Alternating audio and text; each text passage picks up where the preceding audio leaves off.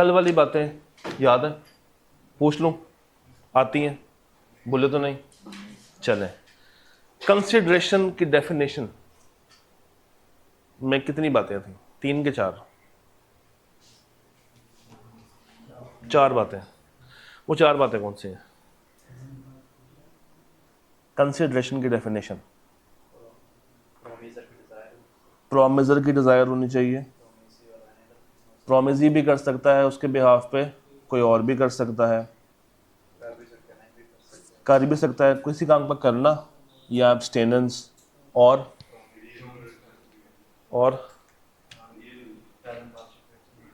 It can be past, it can be present and it can be future. अच्छा जी, consideration जो है, मुझे ज़रा बताइएगा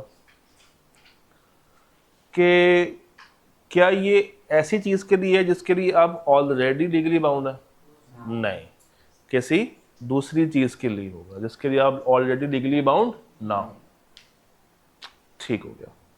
और इन एडिक्वेसी में फैसला कौन करेगा कि ये एडिक्वेट है या नहीं है? कोर्ट। ठीक हो गया। अब आगे चलते हैं।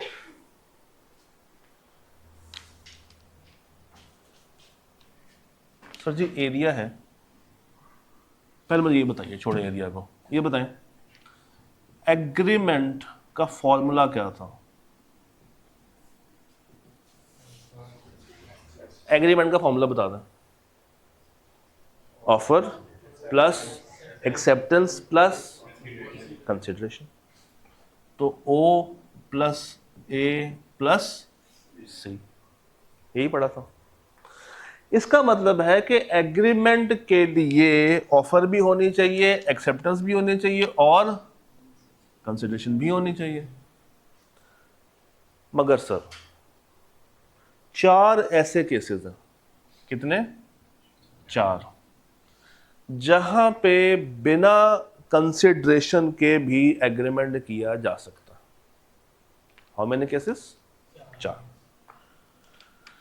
जहां पे कंसिडरेशन मिसिंग होगी, 2 साइड ट्रांसफर नहीं हो रही होगी, सिर्फ 1 साइड पे होगी कंसिडरेशन, सिर्फ एक ही पार्टी दूसरे के लिए कुछ ना कुछ कर रही होगी, इन रिटर्न कोई बेनिफिट, कोई वैल्यू रिसीव नहीं हो रहा होगा, ये अलाउ। एक्सेप्शन, नॉर्मल रूल क्या है कि जब आप कोई एग्रीमेंट बनाते हैं उसमें कंसिडरेशन होनी चाहिए। तो टॉपिक है agreements without consideration, agreements without consideration, agreement without consideration. ये 4 बातें करेगा। पहला है गिफ्ट, दूसरा है नेचुरल लव एंड अफेक्शन,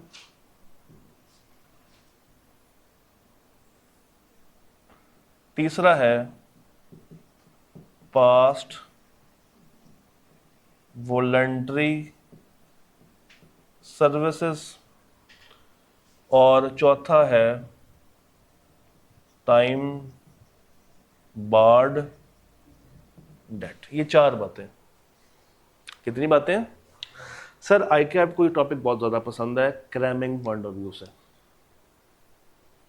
यहां से वो अक्सर क्रैमिंग वाला सवाल भी पूछ लेता है और एक सीम्स लॉजिकल सवाल भी पूछ लेता है। Sir what is seems logical? ऐसा सवाल जो कि दिखने में लॉजिकल हो मगर हकीकत में क्या हो? Cramming based. इसको हम कहते हैं सीम्स लॉजिकल। सर आइए पढ़ते हैं। सर गिफ्ट, गिफ्ट का उर्दू तर्जुमा तोहफा, तहाइफ। तो लास्ट टाइम कभी किसी से तोहफा मिला आपको? हाँ, ICAP से तोहफा मिला होगा फेल होने का, है ना?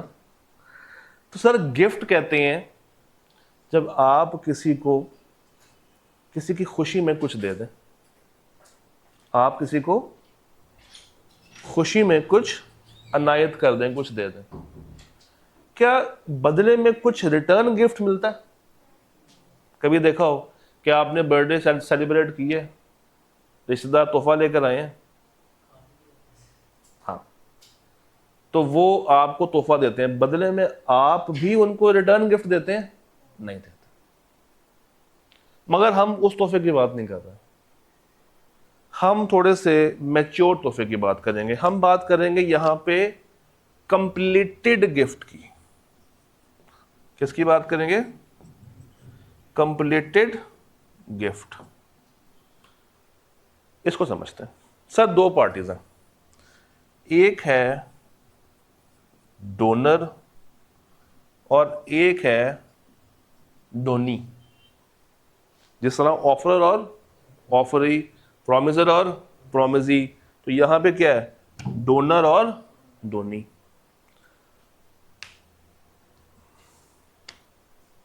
हमारे प्यारे रियाज साहब, समझ तो गए होंगे।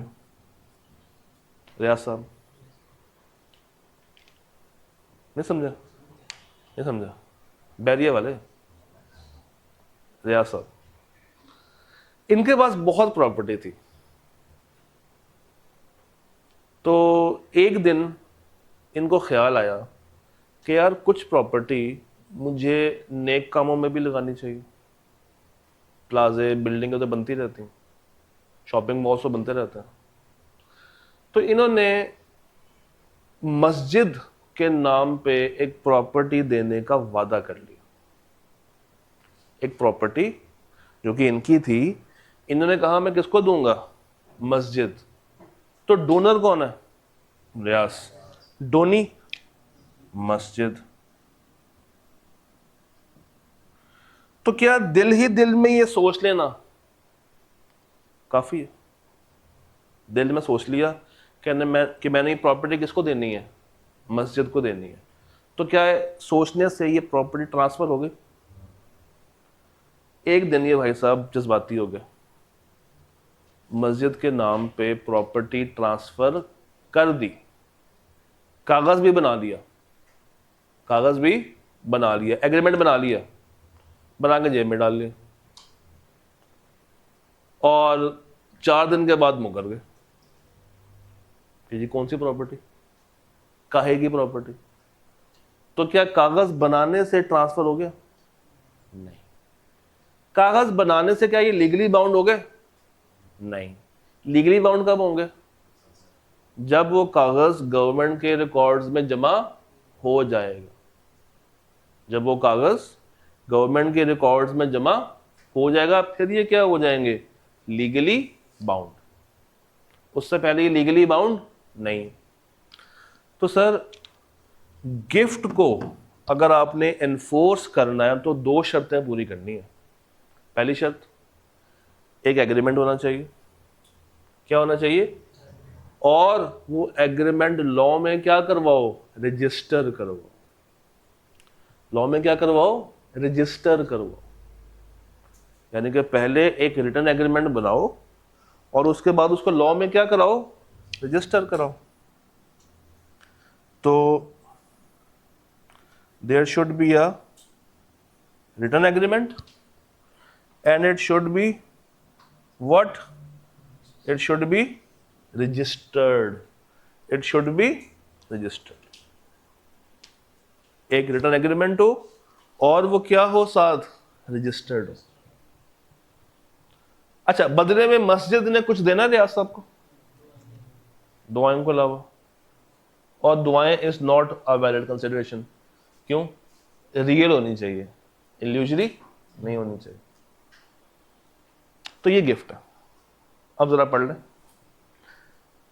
सामने से पढ़ लें, किताब से पढ़ लें। Gifts which are accepted by the donee are called completed gifts. कब वैलिड माने जाएंगे? जब 2 शर्तें पूरी हो रही हो। Executed in writing and registered under law. Duly registered under law. इसके साथ ना एक एक्स्ट्रा पॉइंट लिख लें, आपको काम आएगा। लिखें, इट कैन बी बिटवीन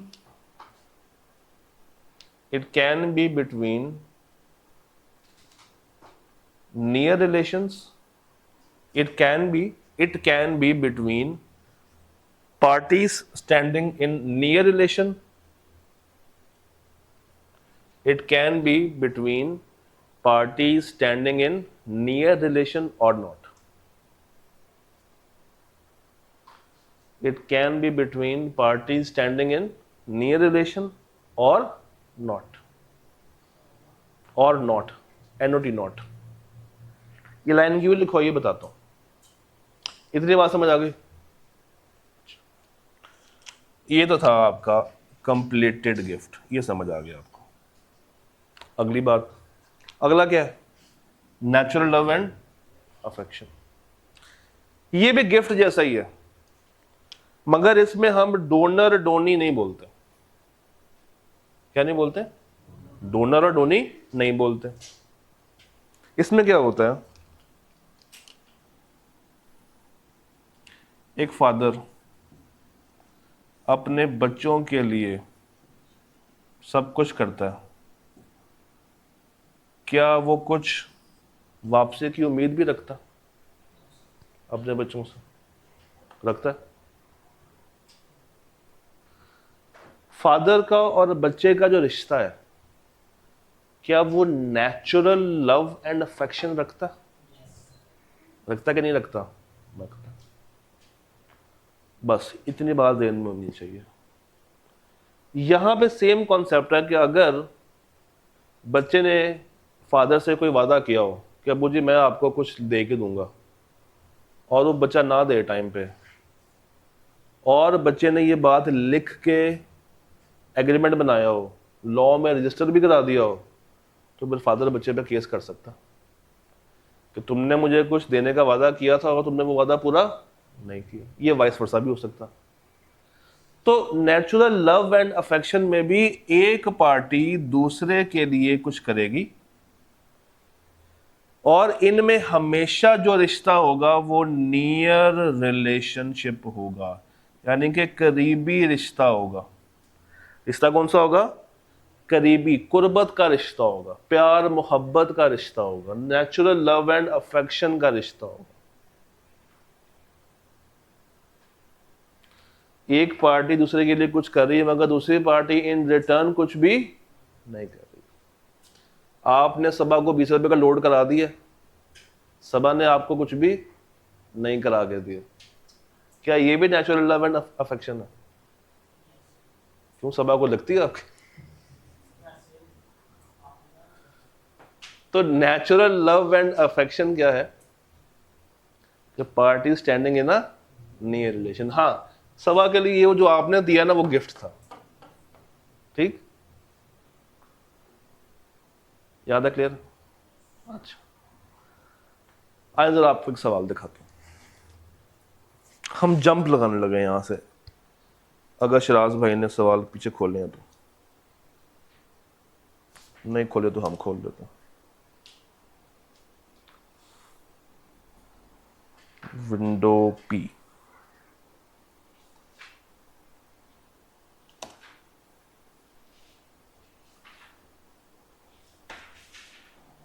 आपको 2 सवाल दिखाता हूं, क्या याद करेंगे?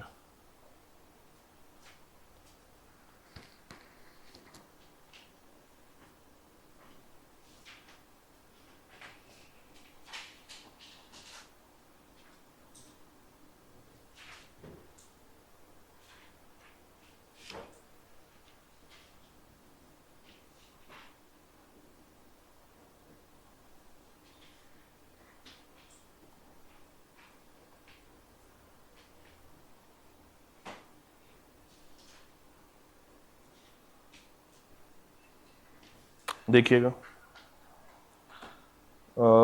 सवाल है,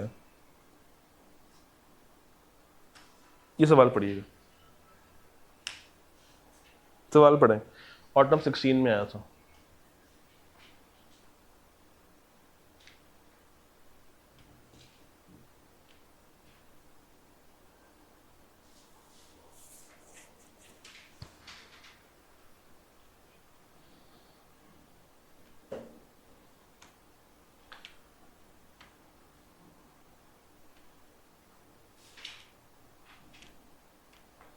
Mrs. Ikram was searching for a house for her family in city's posh locality. Her grandfather Nadeem ने प्रॉमिस किया था कि वो अपनी, क्या लगी ग्रैंडफादर हो तो क्या रिश्ता बनेगा उर्दू में? पोती, पोती पोती को कितने पैसे देगा? 1 million by way of a gift, ताकि वो अपना घर खरीद सके। जब डील फाइनल हो गई तो मिसेस इकराम ने दादाजी से कहा, दादाजी वो 1 मिलियन, वो कैश, वो अमाउंट, वो पैसा वो दे दें। दादा अबू ने कहा, बेटा कौन सा पैसा? Nadeem however refused. दादाजी ने हाथ खड़े कर दिए, कहा मेरे पास तो कुछ भी नहीं है।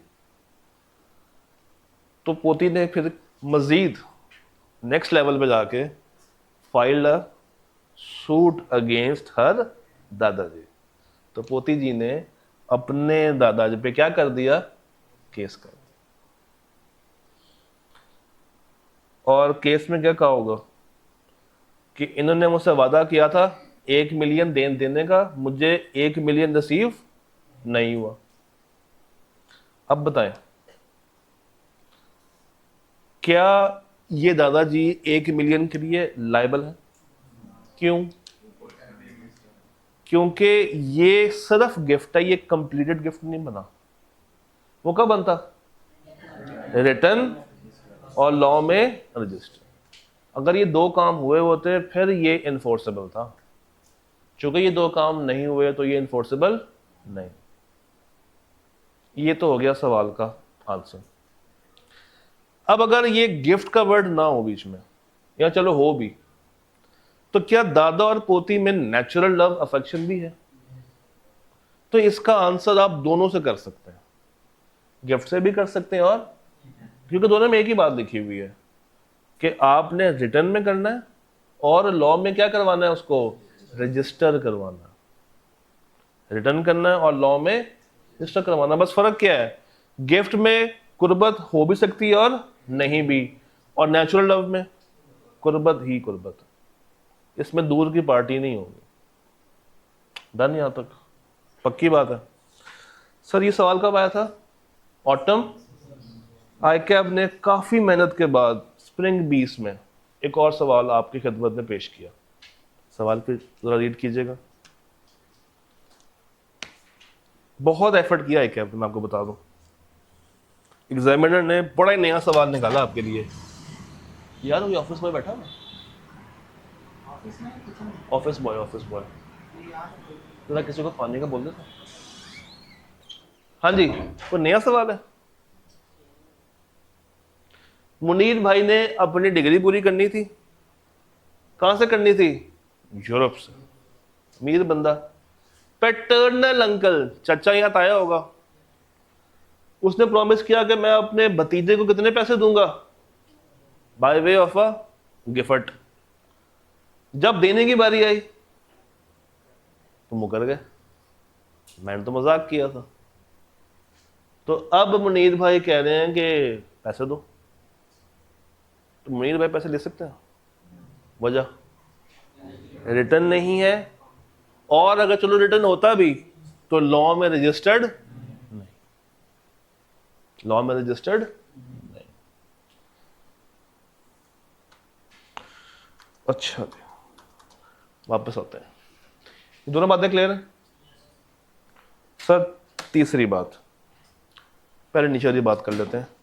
Promise to compensate past voluntary service. Past voluntary service ये क्या है?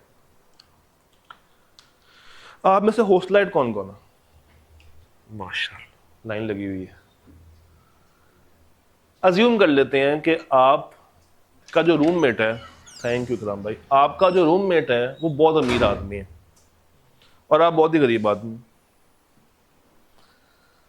तो वो जो अमीर आदमी है वो आप पे खर्चा कर रहा, क्या कर रहा है? खर्चा कर रहा, खर्चा। तो आपके दिल में आता है कि यार जब मैं बड़ा आदमी बनूंगा ना, मैं अपने दोस्त को कुछ रिटर्न करूँगा। जब मैं बड़ा आदमी बनूंगा तो मैं अपने इस दोस्त को रिटर्न करूँगा। अभी वो जो आप पे खर्चा कर रहा है वो वॉलंटरी सर्विसेज आपको दे रहा है, यानी कि आपने मांगा नहीं है, वो अल्लाह के लिए कर रहा है। आपको गरीब समझ के समझ लें कि आपको ज़कात दे रहा है ना, मैं मांगने वाला नहीं हूं। तो वो आपको जो पैसे दे रहा है वो अपने शौक से, अपने दिल से दे रहा है। अच्छा, आप इन रिटर्न उसके लिए कुछ कर रहे हैं? नहीं, आपसे तो अपने पेपर पास नहीं हो रहे, तो आपने क्या करना उसके लिए? खैर, वक्त गुजरा, वो चूंकि अमीर आदमी था, उसका सीए तो क्वालिफाई नहीं हुआ, मगर वो एक सेठ बन गया। उसके फादर का बिजनेस था, वो कैब से ही अपने फादर के साथ लग गया। आप गरीब थे, आप पढ़ते गए पढ़ते गए पढ़ते गए पढ़ते गए, कोई 50 साल के बाद आपको सीए की डिग्री मिल गई, आफ्टर 50 लॉन्ग ईयर्स। तो अब आपके पास पैसे भी हैं, गाड़ी भी है, छत भी है।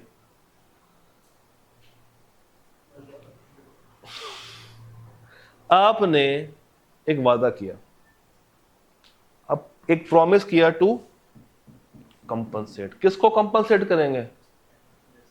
अपने उसी दोस्त को जिसने आपको माजी में क्या दी हैं? Voluntary services. जिसने आपके लिए कुछ ऑलरेडी किया है। मुझे बताओ, क्या वो लीगली बाउंड था?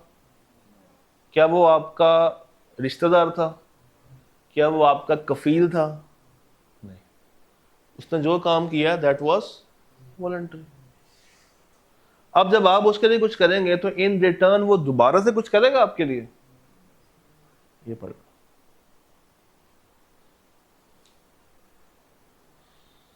तो यहां पे जो वर्ड अंडरस्टैंड करने वाला है वो है not legally, not legally bound, not legally bound. Sir ये तीन बातें अपने दिमाग में उतारना। पहला क्या था? गिफ्ट। दूसरा नेचुरल लव। तीसरा पास्ट वॉलंटरी सर्विस।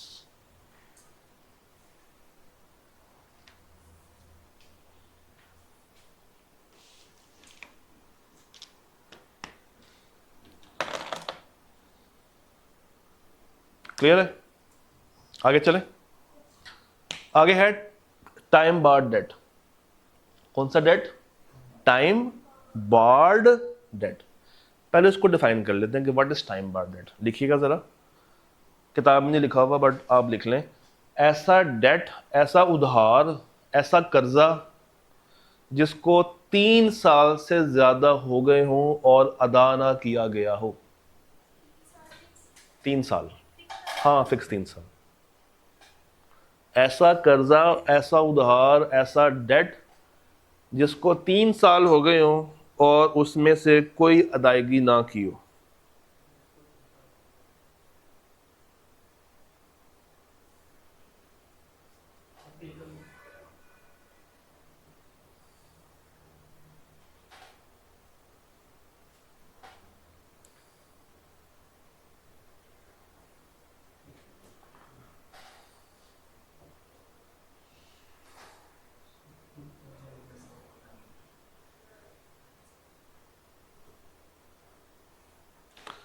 हाँ जी, लिख लिया?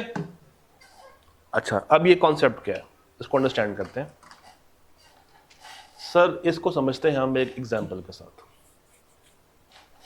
एग्जाम्पल ये है कि एक दफ़ा एक सब्जी फरोश, चले फल फरोश कर लेते हैं, एक फल फरोश फ्रूट मंडी में अपनी फल की काट रेडी लगा के खड़ा है। उसके पास आम का सीज़न है आजकल, उसके पास सिंदड़ी आम है, कुछ केले हैं, कुछ अमरूद हैं। अमरूद हैं आजकल? नहीं, आड़ू हैं, आड़ू हैं, खुबानी हैं, आलू बुखारा है, कभी बंदा ले ही आता है। तो खैर उसने मल्टीपल चीज़ें अपनी रेडी पे लगा के रखी हुई।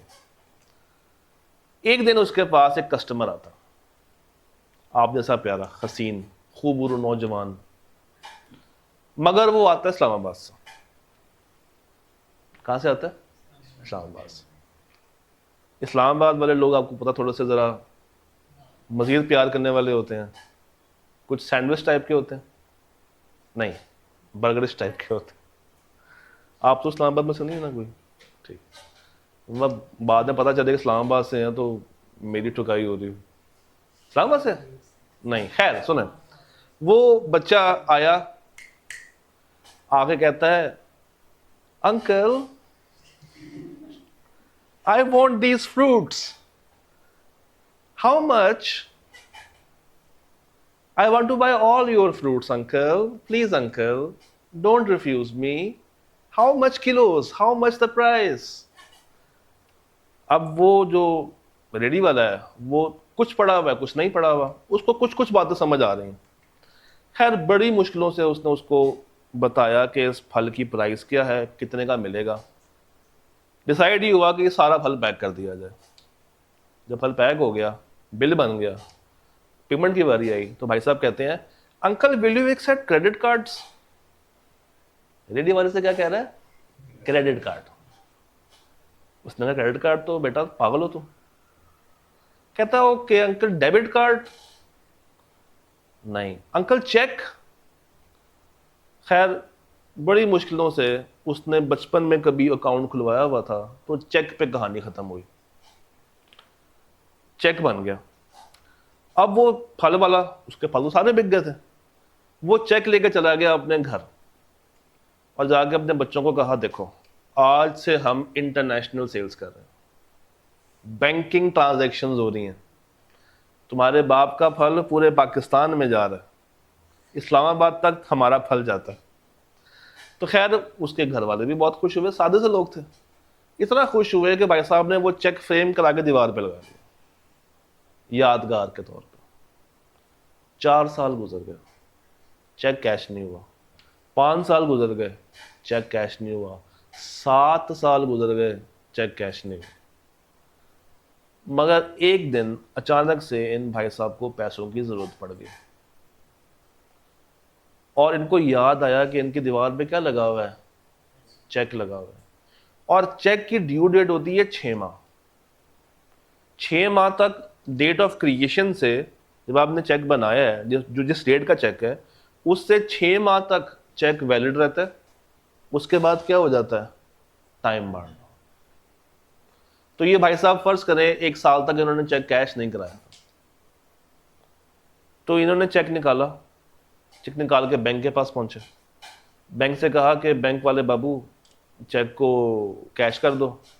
बैंक वाले बाबूजी ने कहा बाबा जी ये तो कैशेबल नहीं है। उसने कहा क्यों? पैसा नहीं है? उसने कहा पैसा है, चेक वैलिड नहीं है। क्यों? चेक को क्या हुआ? क्या हुआ चेक को? क्या हुआ चेक को? टाइम बार्ड हो गया, टाइम गुजर गया। अब बाबा जी परेशान कि चेक तो टाइम बार्ड हो गया। खैर ये मायूस सा चेहरा लेके नीचे उतरे तो इनको कुछ दिन के बाद उसी बंदे की आवाज़ दोबारा से सुनाई दी उसी फ्रूट मंडी में। वो किसी और के साथ बहस कर रहा था डेबिट कार्ड क्रेडिट कार्ड पे। तो ये उसके पास पहुंचे, उसको याद कराया कि बेटा तुम साल पहले मेरे पास आए थे, तुमने मेरे से फल लिया था, तो उस वक्त तो मैंने ये कैश नहीं कराया था। अब जब मैं कैश करवाने के लिए जा रहा हूँ तो बैंक मुझे क्या कर रहा है? इनकार कर रहा है, मना कर रहा है। तो क्या अब तुम कुछ कर सकते हो? अब देखें, वो जो लड़का था उसके अकाउंट्स में से तो पैसा बाहर नहीं गया, मगर क्या उसने अपने लिए जो लाइबिलिटी थी टू पे वो खत्म की हुई है? ये अभी भी वो लाइबल है? लाइबल नहीं है। अब अगर वो नया चेक बना दे या उसी चेक पे साइन कर दे, डेट चेंज कर दे, तो क्या अब वो उस बाबे को पैसे दे रहा है? पैसे तो दे रहा है, मगर क्या बाबे ने फिर से फल देना है? नहीं। तो यहां पे मुझे बताओ कंसिडरेशन 2 वे के 1 वे? 1 वे। अब ये पढ़ो, पहला पॉइंट क्या है? It is made in writing. वो चेक राइटिंग में था? क्या उस बंदे ने, उस डेटर ने साइन किया? उस लड़के ने साइन किया? अच्छा, या उसका एजेंट कर दे? अच्छा, ये एक ऐसे डेट का पैसा है, ये एक ऐसे डेट का पैसा है जो के टाइम बार्ड हो चुका है because of law of limitation. ये जो भी हमने बात की ना कि चेक के लिए 6 माह होते हैं और उधार के लिए कितने, 3 साल होते हैं, ये बताता है लॉ ऑफ लिमिटेशन। ये कानून है जो कि टाइम्स बताता है कि कितने टाइम के बाद कौन सी चीज टाइम बार्ड हो जाएगी। तो चेक के लिए 6 माह, उधार के लिए 3 साल। तो ये सर 4 ऐसे एग्रीमेंट्स हैं जो कि बिना कंसिडरेशन के किए जा सकते। पहला कौन सा है, कंप्लीटेड गिफ्ट, दूसरा नेचुरल लव एंड अफेक्शन, तीसरा पास वॉलंटरी, चौथा टाइम बार्ड डेट। क्लियर है, कोई परेशानी, कोई मसला जी? और has done something which the other person was legally bound to do.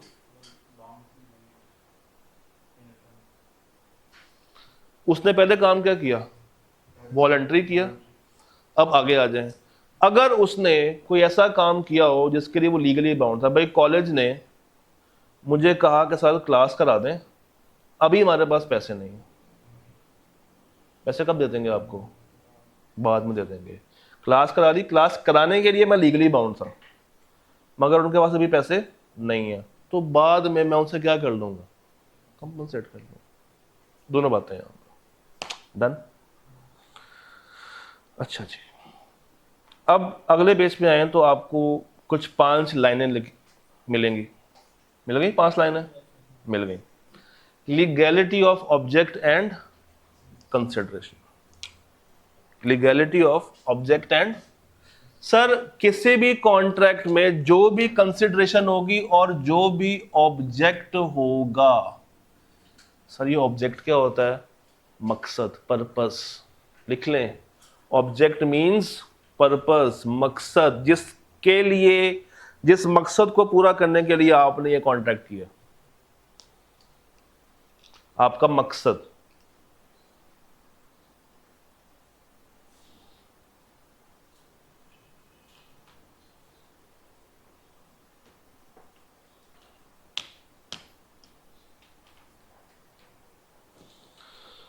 Sir अगर आपकी कंसिडरेशन या आपका ऑब्जेक्ट लॉ ने बाय डिफॉल्ट मना किया हो, जैसे चरस है, पाकिस्तान में बिकती, सॉरी मैं भूल गया, हमारे पास एक सप्लायर बैठा। सर चरस पाकिस्तान में बैन है, क्या पाकिस्तान में फॉरबिडन है? फॉरबिडन है। अच्छा, तो अगर पाकिस्तान में फॉरबिडन है और मैं एक ऐसा एग्रीमेंट कर लूं जिसमें मैं कहूं कि मैं तुम्हें चरस दूंगा तो मुझे पैसे देना, मैं तुम्हें चरस दूंगा तो मुझे पैसे देना, क्या ये कभी भी वैलिड हो सकता है? क्या ये कभी भी लीगली एनफोर्सेबल होगा? क्यों? ये इलीगल है। ये कंसिडरेशन चरस जो मुझे मिलेगी और जो ऑब्जेक्ट है, जो मकसद है, वो क्या है, फॉरबिडन बाय लॉ। तो ये कभी भी ये वैलिड कॉन्ट्रैक्ट बनेगा नहीं बनेगा। पहला point clear, forbidden by law. Very good. Fraudulent, आपने किसी के साथ एक एग्रीमेंट किया या कॉन्ट्रैक्ट किया जिसका मकसद है दूसरे को धोखा देना। आपके पास जापानी घड़ी नहीं थी, घड़ी थी चाइना की, आपने जापानी कह के बेच दी, क्या ये फ्रॉडुलेंट है कि नहीं है? फ्रॉडुलेंट। तो अगर आपका मकसद ही किसी को धोखा देना है तो क्या वो लीगल है या वो इलीगल है? इलीगल। अच्छा, तीसरी बात, आपने किसी के साथ एक एग्रीमेंट किया और उसमें यह कहा कि तुम मुझे पैसे दो, मैं तुम्हारे बच्चे का एडमिशन मेडिकल कॉलेज में करा दूंगा। रिश्वत, तुम मुझे रिश्वत दो, मैं तुम्हारे बच्चे का एडमिशन मेडिकल कॉलेज में करा दूंगा। सर क्या पब्लिक के लिए ये इमोरल है? पब्लिक के लिए इमोरल है, अनएथिकल है, और इसको हम कहते हैं it is opposed to public policy. Public means अवाम, अपोज कहते हैं खिलाफ, अवाम के खिलाफ, अवामुन नास के खिलाफ, अवाम के खिलाफ, अवामुन नास के खिलाफ। इसी तरह अगर आप कोई एग्रीमेंट करें किसी को नुकसान पहुंचाने का, किसी को माली नुकसान पहुंचाने का, या किसी को ज़ाती नुकसान पहुंचाने का, किसी की प्रॉपर्टी पे नुकसान पहुंचाने का, या इवन धमकी दें, नुकसान पहुंचाने की धमकी देना भी इल्लीगल है। अब क्या हुआ? तो पहला क्या है? फॉरबिडन बाय लॉ, उसके बाद फ्रॉडुलेंट, उसके बाद कोर्ट ने इसको क्या बता दिया है? Public, oppose to public policy या इमोरल। उसके बाद इन्वॉल्विंग इंजरी टू पर्सन या उसकी प्रॉपर्टी, नुकसान पहुंचाना या नुकसान पहुंचाने की धमकी देना। अच्छा, सेकंड पॉइंट जरा पढ़िएगा।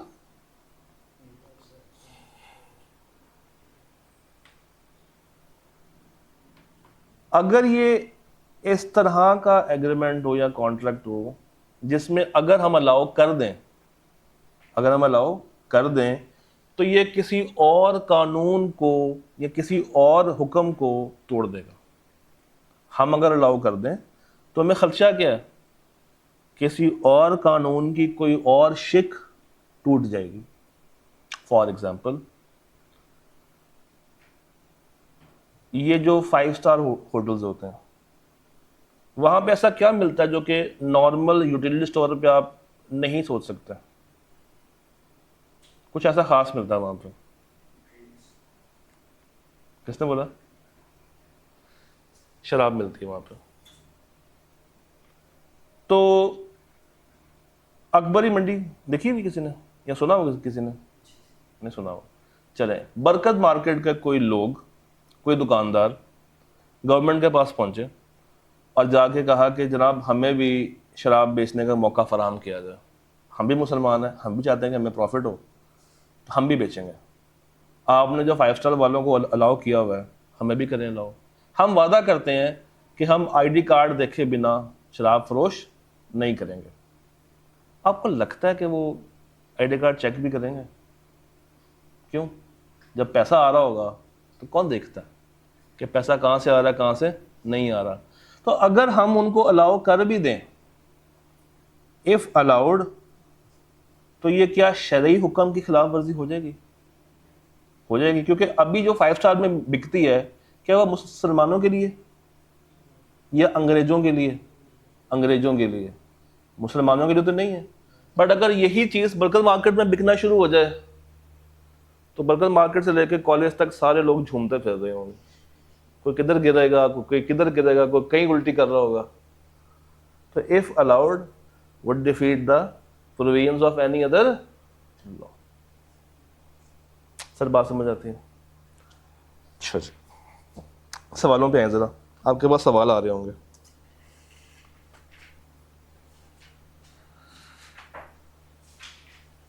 मुझे आपके पास सवाल आ रहे हैं? अच्छा, इनमें से हमने कौन सा सवाल कर लिए? चलिए एक काम करें, स्प्रिंग 10(2)(a) पे आए जरा। स्प्रिंग 10(2)(a) आगे क्या सवाल है? 5 नंबर के लिए पूछ रहा है। कहता है व्हाट इज एन एग्रीमेंट? मिल गया। Spring 10(2)(a) chapter 3 spring 10(2)(a। पहुंच गए सारे? पहुंच गए हैं? सवाल क्या है? कहता है sir what is an agreement? कब एक एग्रीमेंट वॉइड होगा? और आगे स्टेट द सर्कमस्टांसेस जहां पे object would be considered as illegal. तो सर पहले आपसे डेफिनेशन पूछ रहा है किसकी? एग्रीमेंट की। उसके बाद डेफिनेशन पूछ रहा है वॉइड एग्रीमेंट की, और उसके बाद आपसे यही 5 बातें पूछ रहा है रट्टे में, क्रैमिंग में। पहले क्या पूछा उसने? एग्रीमेंट की डेफिनेशन। फिर उसने क्या पूछी? वॉइड एग्रीमेंट की डेफिनेशन। और उसके बाद स्टेट द सर्कमस्टांसेस जहां पे ये ऑब्जेक्ट इलीगल माना जाएगा, तो यही 5 बात है, आपने उठा के लिख देनी है। आसान सवाल, कोई प्रॉब्लम? ठीक। अच्छा जी, उसके बाद जरा ऑटम 9 क्वेश्चन नंबर 2 देखें। उसके बिल्कुल नीचे आ रहा होगा। क्या सवाल है 7 नंबर के लिए? डिस्क्राइब द सर्कमस्टांसेस जहां पे agreement made without consideration is considered to be, sir यही 4 बात, यही 4 बात। मगर अब ये क्या है, केस स्टडी है, ये रटा है। अच्छा सर, उसके बाद अगला हमने कर लिया था कल, उसके बाद ये भी हो गया था ताहिर तारिक वाला, उसके बाद ये नहीं किया। पार्ट ए पढ़े जरा, या पार्ट 1 पढ़े जरा इसका, रहील वाला।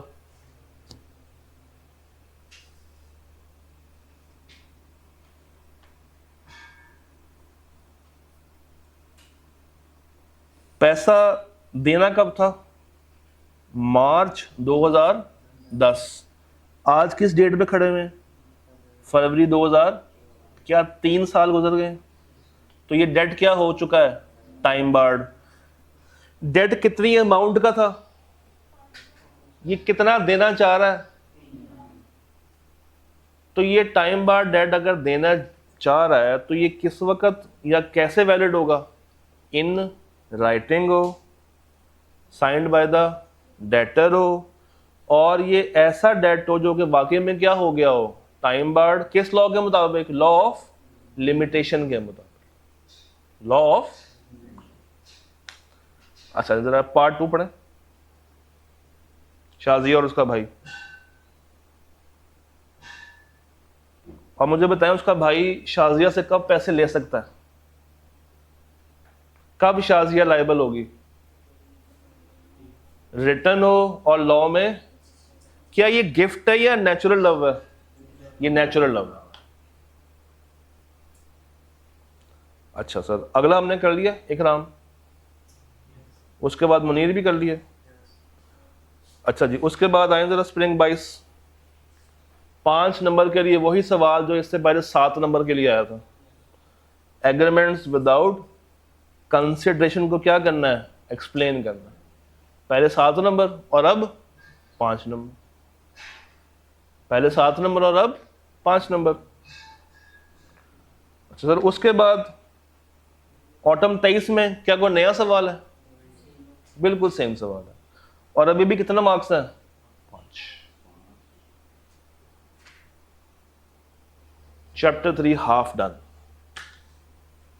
कल इसका शुरू वाला पोर्शन करेंगे, ठीक है जी।